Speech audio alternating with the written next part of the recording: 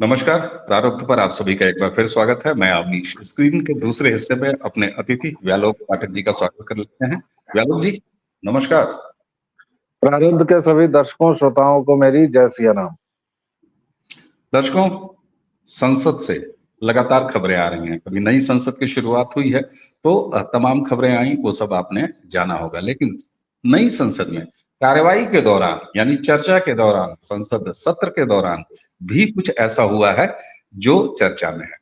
Bharatiya Janata party के दिल्ली से सांसद रमेश चंद्र बिधूड़ी, वो लोकसभा में महिला बिल पर बोल रहे थे, लेकिन उसी समय उनके बोलने के दौरान कुछ ऐसा हुआ जिसको लेकर पूरी संसद की ये चर्चा में है। देखिए, चर्चा चर्चा में है तो हम भी उस पर कुछ चर्चा कर लें। दानिश अली दानिश अली हम उत्तर प्रदेश से बसपा के सांसद हैं। आप सबको पता है कि दानिश अली का व्यवहार भारत माता, राष्ट्रीय गान, राष्ट्रीय झंडे, इन तमाम चीजों को लेकर कैसा रहा है, वो विवादों में भी आया है। तो आइए, आज का ये विवाद क्या है, इसके बारे में जानते हैं व्यालोक जी से। व्यालोक जी, जी, वंदे मातरम नहीं बोलना है, लेकिन महिला बिल पर अगर नरेंद्र मोदी जी महिला बिल लेकर आए हैं, पास करवा लिया, तो उसका अगर श्रेय लेने की बात चल रही है तो ये रमेश चंद्र बिधूड़ी सांसद बीजेपी और दानिश अली के बीच हुआ क्या है? देखिए हुआ तो ये है कि जब रमेश चंद्र बिधूड़ी बोल रहे थे तो बीच में दानिश अली ने कुछ टोका टोकी की, जो संसद में चलता रहता है। लेकिन चूंकि दानिश अली लगातार इनफेमस रहे हैं, कुख्यात हैं, और बिधूड़ी हैं जमीनी नेता, पिछड़े वर्ग के हैं, वह बहुत एलीट नहीं है, बहुत पॉलिश्ड उनकी भाषा नहीं है, और वह जिस तबके के साथ, जिस वर्ग से आते हैं, जिस जगह से आते हैं, वह बोली थोड़ी लठमार भी है, थोड़ी रुखड़ी भी है। तो उसी क्रम में उन्होंने 4 शब्दों का प्रयोग कर दिया, जिसको लेकर अब पूरा विपक्ष हंगामा कर रहा है और इसको मुसलमानों के ऊपर हमला और न जाने क्या क्या बोल रहा है। वे 4 शब्द थे: भड़वा, कटवा, उग्रवादी और आतंकवादी। विधूड़ी बनाम दानिश पर बात करने से पहले आपने दानिश के चरित्र के बारे में थोड़ी बहुत जानकारी दे ही दी है, और भाजपा ने बहुत स्विफ्ट एक्शन लिया है और रमेश चंद्र बिधूड़ी को कारण बताओ नोटिस भी जारी कर दिया है जेपी नड्डा ने, और इसके साथ ही यह व्यवहार स्वीकार्य नहीं है, यह भी कहा है।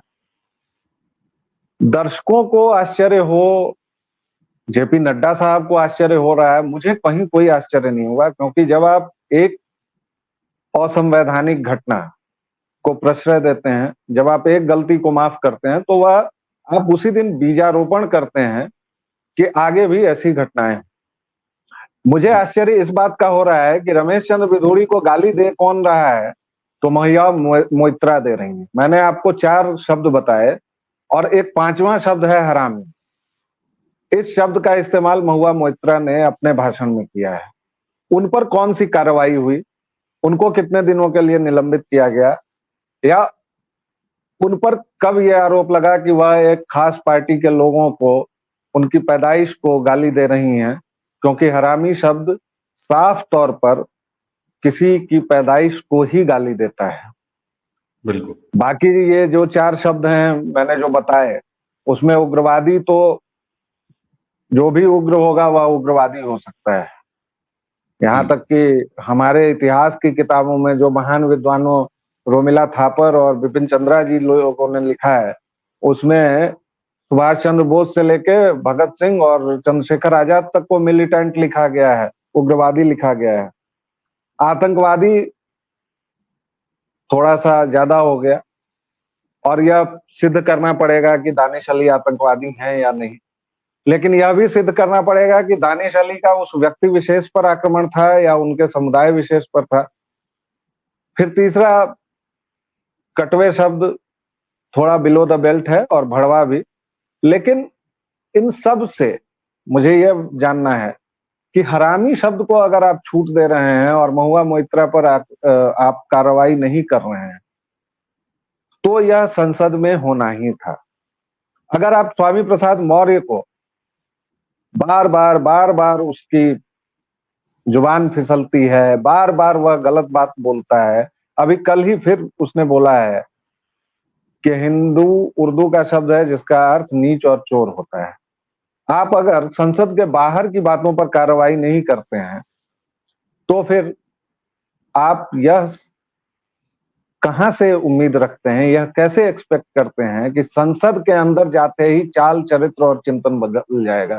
खासतौर से उस रमेश चंद्र विधूड़ी का, जो कि पॉलिश्ड नहीं है, जो रुखड़े हैं। आप देखिएगा, या किसी क्षेत्र विशेष पर नहीं है, लेकिन अगर आप बिहार में ही, आप मिथिलांचल में जाएंगे और वहीं आप भोजपुर में चले जाएं तो आपको भाषा का फर्क दिख जाएगा। जैसे मैं अगर भोजपुरी बोलूंगा तो आपको लगेगा कि मैं लठ लेके मार रहा हूं, और वही मैं अगर आपकी हत्या की बात भी मैथिली में करूंगा तो आपको लगेगा जैसे मेरे मुंह से फूल झड़ रहे हैं। तो रमेश चंद्र विधूड़ी को एक तो मेरे हिसाब से थोड़ा सा उनके बैकग्राउंड का भी लाभ देना चाहिए, जो एडवांटेज ऑफ सस्पिशन कहते हैं वो देना चाहिए। दूसरी बात कि सबसे पहले तो सभी सांसदों की नकेल कसी जाए। संजय सिंह जो मन होता है वो संसद में बोलते हैं, अधीर रंजन चौधरी कभी भी कुछ भी बोल देते हैं। सबसे बड़ी बात, राहुल गांधी उसी संसद में अडानी पर, प्रधानमंत्री पर न जाने कितनी बार क्या क्या बातें बोल चुके हैं, झूठ बोल चुके हैं, क्योंकि हर एक सांसद को पता है कि संसद के अंदर जो उसका प्रिविलेज है, जो उसका प्रिविलेज राइट है, उसके मुताबिक उसके अंदर कही गई बातों के लिए उस पर बाहर कहीं कार्रवाई नहीं हो सकती। इसलिए भी कई बार ये लोग बोलते हैं। जैसे हमारे पूरे ब्रह्मांड के एकमात्र ईमानदार मुख्यमंत्री आदरणीय केजरीवाल जी, जब वह दिल्ली विधानसभा में बोलते हैं तो उनकी बोली सुनिए, वह न जाने क्या क्या आरोप लगा देते हैं, न जाने कौन कौन सा झूठ बोलते हैं, लेकिन चूंकि उनको प्रिविलेज्ड राइट्स हैं, उनको एक प्रिविलेज मिला हुआ है, इसलिए वह साफ तौर पर बच जाते हैं और वह जानबूझकर संसद में ही वैसी बातें बोलते हैं। अगर पत्रकार वही प्रश्न उनसे बाहर पूछ देता है तो उनकी भाषा बदल जाती है।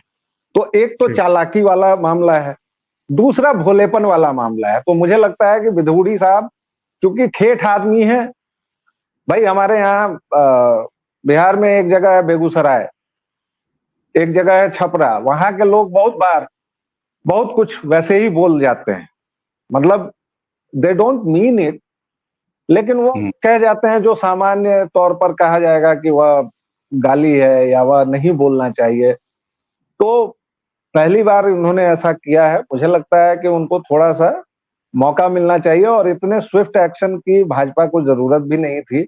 लेकिन जैसा कि भाजपा की बीमारी है कि नुपुर शर्मा के केस में उन्होंने यही किया था, और मैं तो भाजपा वालों से यही कहता हूं कि वह सब कुछ सीख गए, और जनता चूंकि कांग्रेस से त्रस्त है, कांग्रेस के साथियों से त्रस्त है, इसलिए भाजपा को और नरेंद्र मोदी को चाहती है जनता, इसलिए हो सकता है कि 2024 में भी वे लोग आ जाएं। लेकिन इन लोगों को कुछ दिन कांग्रेस के साथ रह के, उसके चंगू मंगू लोगों के साथ रह के ना कुछ दिन सत्ता चलाने के गुर सीखने चाहिए। आप देखिए, आज सुप्रीम कोर्ट ने इन लोगों को नोटिस भेजी है, डेंगू मलेरिया कोरोना वाले जो पिता पुत्र की जोड़ी है उनको भेजा है, पिता को नहीं भेजा है, उस मलकीत को भेजा है, और उसके साथ ही ए राजा को भेजा है, जिन्होंने सनातन के बारे में अनर्गल बयान, उसको कह के हल्का नहीं करना चाहिए, जिसने सनातनी लोगों के नरसंहार का आह्वान किया था। कितने दिन हो गए उस आह्वान को, और उसके कितने दिनों बाद सुप्रीम कोर्ट ने यह नोटिस भेजी है। तो आप देखिए, और क्या डेंगू मलेरिया कोरोना की तरफ से कोई बयान आया? इंडिया अलायंस की तरफ से कोई बयान आया? इंडिया अलायंस की तरफ से क्या बयान आया? समर्थन करने के बयान आए। आरजेडी के सुप्रीमो घोषित अपराधी लालू प्रसाद यादव के नौकर मनोज झा का बयान आया। उस बयान के तुरंत बाद ही बयान आया कि वह कुछ और कह रहे थे, प्रतीकों में समझना चाहिए। लेकिन जब मलकीत ने, नाबदानी कीड़े ने फिर से वही बयान दिया और इनकी ऐसी की तैसी कर दी, पूरी धज्जियां उड़ा दी, तो कल या परसों मैं देख रहा था कि वही मनोज झा पान चबाते हुए और फिर से वही बात कह रहा है कि अगर आप सनातनी हैं तो क्या आप वर्ण व्यवस्था को सपोर्ट करते हैं, और क्या आप वर्ण व्यवस्था को जब सपोर्ट करते हैं तो क्या आप ऐसा नहीं करते हैं। ये इन लोगों का इकोसिस्टम है। साफ सी बात है कि सनातनियों के नरसंहार का आह्वान हुआ है, इस देश की एक बड़ी आबादी के नरसंहार का आह्वान हुआ है, युद्ध की तैयारी है, और इस पर आप इफ एंड बट में बात कर रहे हैं।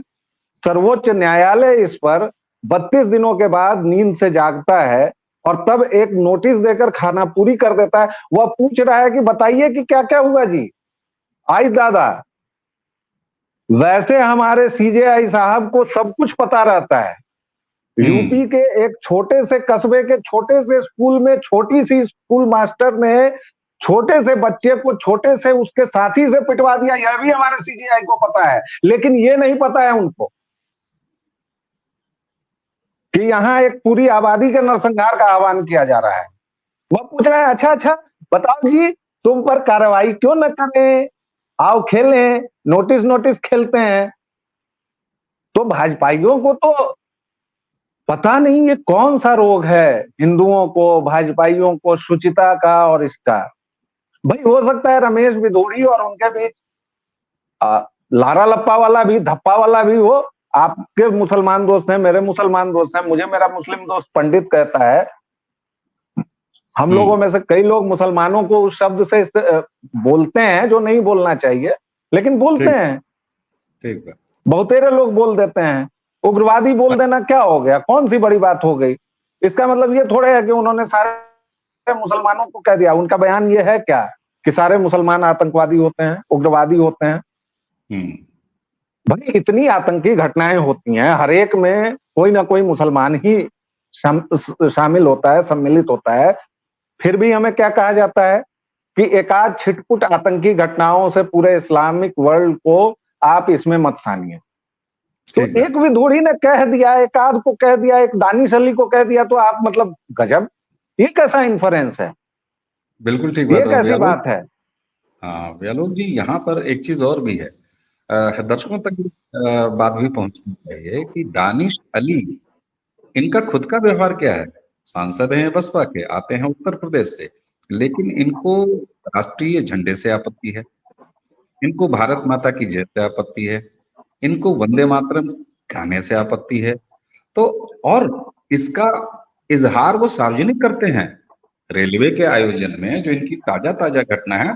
तो हमारी एक दुर्भाग्य यह भी है, चाहे वो स्थापित मीडिया हो, चाहे वो जो सो कॉल्ड पाखंडी शुचितावादी लोग हैं, जिनको मैं पाखंडी शुद्धतावादी गिरोह बोलता हूं, वो दानिश अली के एक्ट पर चुप हो जाता है। लेकिन जब कोई रमेश चंद्र बिधूड़ी उस पर रिएक्ट कर देता है, ठीक है, आपने बड़ा अच्छा उसको एक सम्यक तरीके से बता दिया कि संसद में ऐसा नहीं होना चाहिए, लेकिन संसद के बाहर जो दानिश अली जैसे लोग लगातार करते आए हैं, उस पर गिरोह चुप क्यों रहते हैं। ये तथाकथित कथित पाखंडी चुप क्यों नहीं रहते हैं। ये मोइत्रा जैसी लोग ये क्यों चुप रहती हैं। आखिर क्या हो जाता है, ये इतना सेलेक्टिविज्म क्यों है, और इसको लेके एक स्टैंड क्यों नहीं ले पाता है, चाहे वो हिंदू समाज है, चाहे वो सनातनी समाज है, या आप ये कह लीजिए कि भारतीय जनता पार्टी के लोग। नहीं, वही मैंने कहा, मेरी जो बात थी उसके दो प्रमुख बिंदु थे। पहले बिंदु पर मैंने विस्तार से बताया कि मुझे कोई आश्चर्य नहीं है। आप अगर, आपके 3 बच्चे हैं मान लीजिए, एक बच्चा उद्दंड है, आप लगातार उसकी उद्दंडता माफ कर रहे हैं, उसको चॉकलेट दे रहे हैं, तो बाकी दोनों बच्चे क्या भले बने रहेंगे? 1 आध साल बने रहेंगे, 2 साल बने रहेंगे, फिर वो कहेंगे कि पापा इसको भी चॉकलेट देते हैं तो हम लोग भी चॉकलेट लिया जाए, है ना। दूसरी बात, जो ये शुद्धतावाद का जो आग्रह है ना, खासतौर से हिंदू समाज, और जो मैंने कहा कि भाजपाइयों को सीख लेनी चाहिए कांग्रेसियों से और अभी जो उनके लघुए भगुए हैं, जो इंडी अलायंस है, एक महान चुप्पी। आपने देखा है कभी अखिलेश यादव को कुछ बोलते हुए स्वामी प्रसाद मौर्य के खिलाफ? नहीं, वे लोग टेस्ट करते हैं। हाँ, अगर उसी दिन स्वामी प्रसाद मौर्य को 4 झापड़ लग जाते, कोई उसके साथ सेल्फी न खिंचाता, उसको जूते चप्पल पहना देता, तो फिर उसी दिन शांति हो जाती।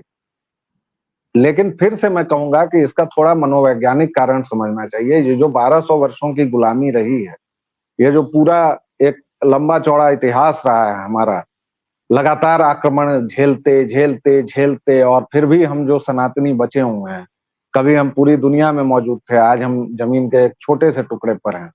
और उस टुकड़े में भी हमारा बंगाल जा चुका है, हमारा केरल जा चुका है, हमारा बिहार का मिथिलांचल सीमांचल जा चुका है, उत्तर प्रदेश के कई इलाके जा चुके हैं। अब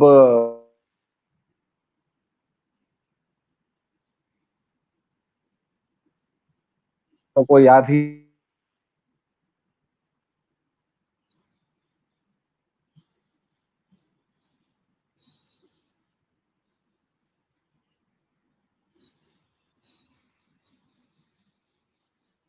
मुझे लगता है ब्यालोक जी के एंड पे कुछ नेटवर्क का इशू है, और उस तकनीकी वजह से ब्यालोक जी अभी नहीं है।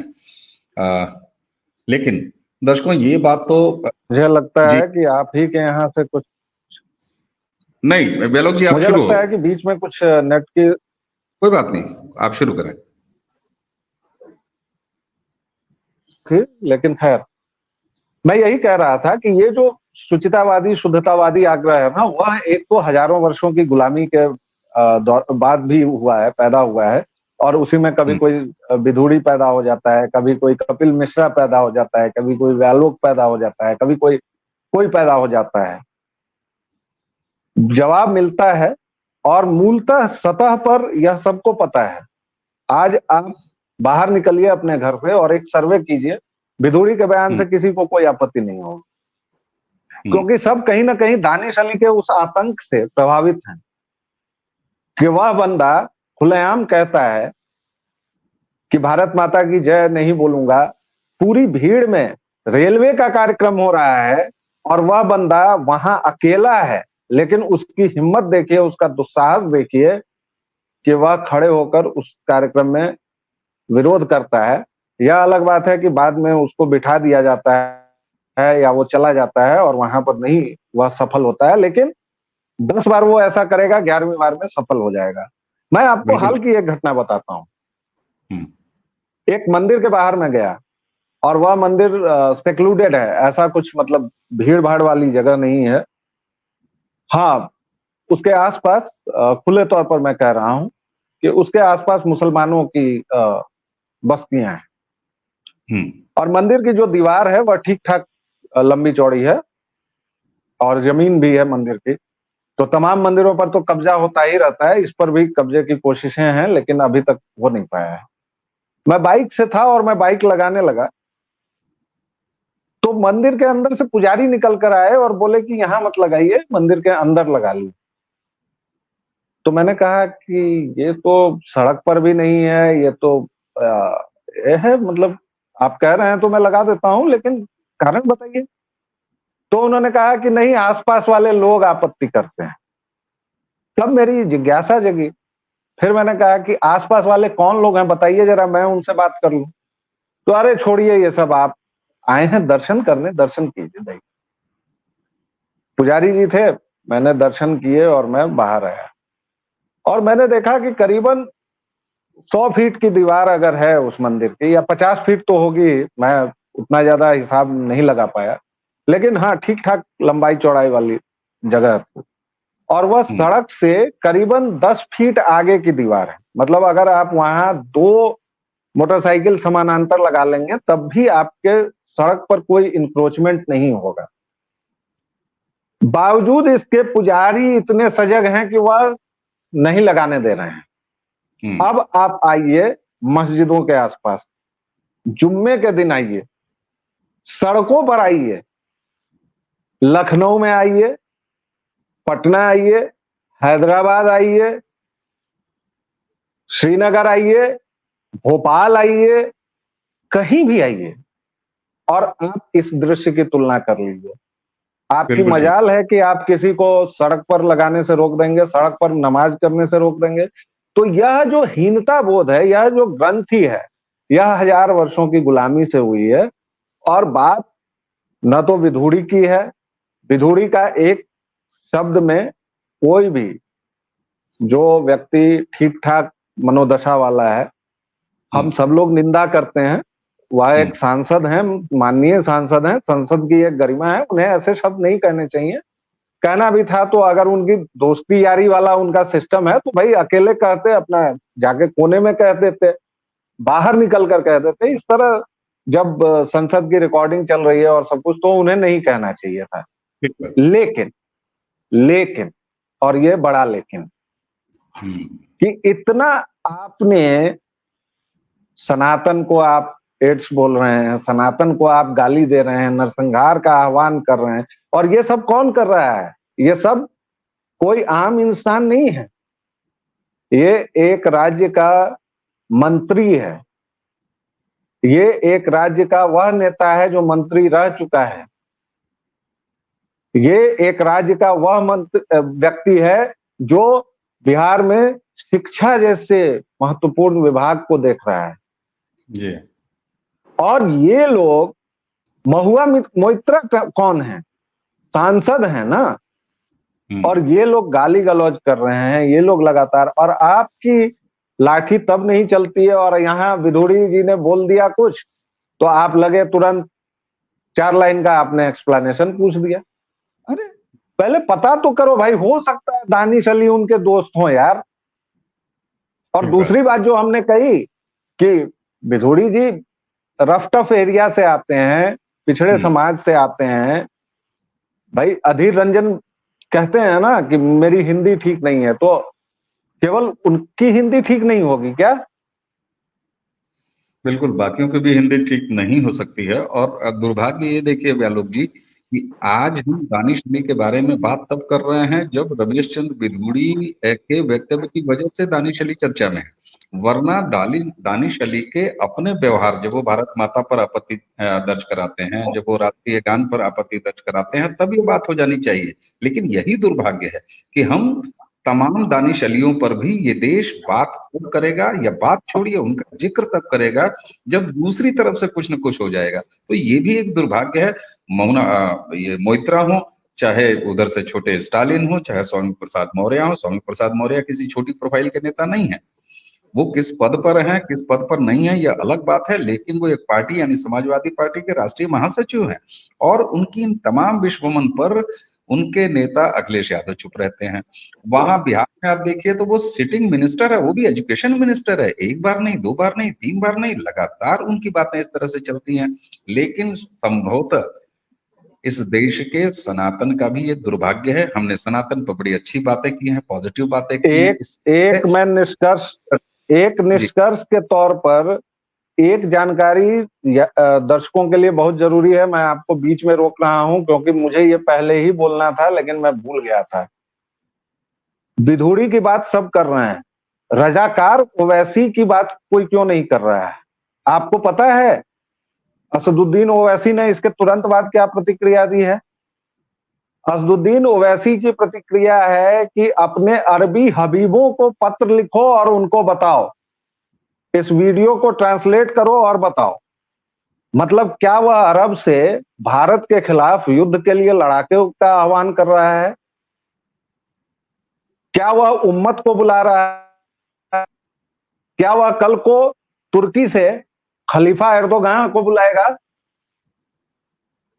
यह देश की बात है, देश के 2 लोगों की बात है, और इसमें अरबी हबीबों को ट्रांसलेट करके वह बताने की बात, यह क्या आह्वान है? और इस पर कोई बात नहीं कर रहा है। क्यों नहीं बात कर रहा है? वहां पर क्या रजाकार ओवैसी केवल और केवल मुसलमान नहीं रह जाते हैं? क्या वह फिर से 1947 बनाना चाह रहे हैं? क्या वह फिर से इस देश में विभाजन चाह रहे हैं? क्या वो फिर से चाहते हैं कि सऊदी अरब या कतर जैसे देश, जैसे नूपुर शर्मा के मामले पर जैसे उन लोगों ने अंतरराष्ट्रीय बवाल मचाया, क्या फिर से इस छोटी सी बात का वैसा ही मसला बने? यह बात सोचनी बहुत जरूरी है।